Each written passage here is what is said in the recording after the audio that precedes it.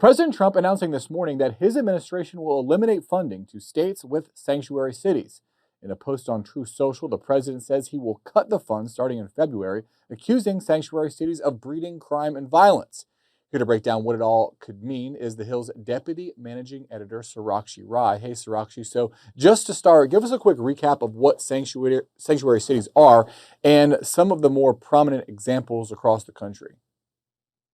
Drew, so sanctuary cities, DC is one of them. We're in a sanctuary city right now, but also cities like Chicago, Denver, Los Angeles, New York, San Francisco, Seattle, they're all classified as sanctuary cities, which are basically U.S. jurisdictions that could include cities, counties, or states that limit cooperation with federal immigration enforcement.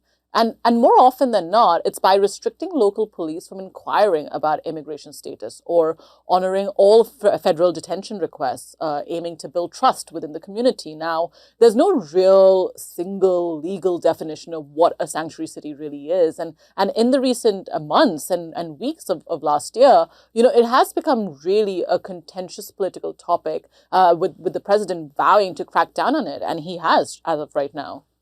In August, Attorney General Pam Bondi sent out a letter to cities and states across the country warning of these funding cuts. She cited an April executive order from the president, which directed his administration to figure out which funds to cut. Has there been any hints from the courts as to the legality of this order, and how could the courts get involved with the president's announcement this morning?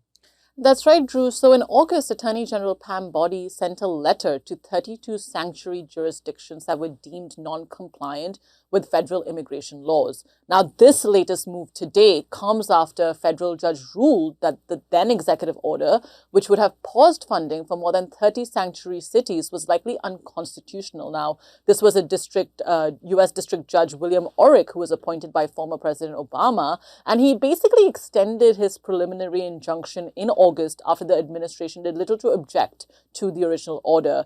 The judge also barred officials from imposing conditions on grant programs that provide funding for a variety of critical needs, right? But still, the Department of Homeland Security has ramped up pressure on these sanctuary jurisdictions by publicly listing more than 500 of them, including cities, counties, and states, basically arguing that they're putting American lives at risk by obstructing immigration enforcement. So we're likely to see another legal challenge once again on this new sanctuary cities ruling as well from the administration, Drew. And Sarakshi, what are some of the reactions we're hearing from governors and mayors in response to the president's announcement?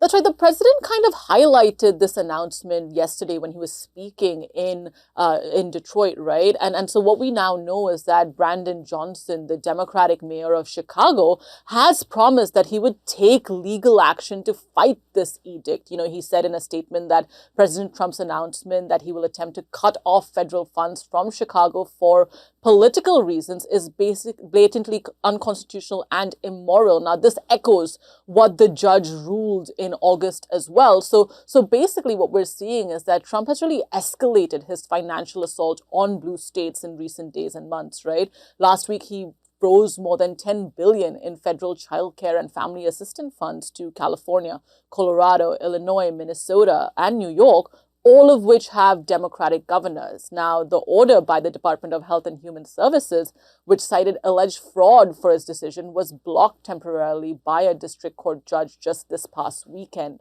right? So what we're seeing is that this battle between the Trump administration and the governors and mayors of these Democratic states and cities is really coming to a head now, with a lot of legal challenges probably set to take place for the rest of the year.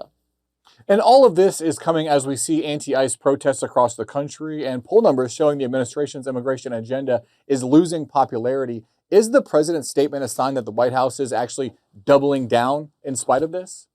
That's right. The president and his administration are 100% doubling down on what they view as essential. They say that sanctuary cities endanger American lives. They think that the sanctuary city policies don't comply with the administration policies. They believe that these Democratic mayors and governors of these blue states are intentionally hampering any sort of moves that the Trump administration makes to curtail immigration and curtail some of the key issues that the president has said is that he wants his administration to tackle. So 100% the administration is doubling down in this stance and will continue to do so. They show no signs of backing off, really intensifying this battle, Drew.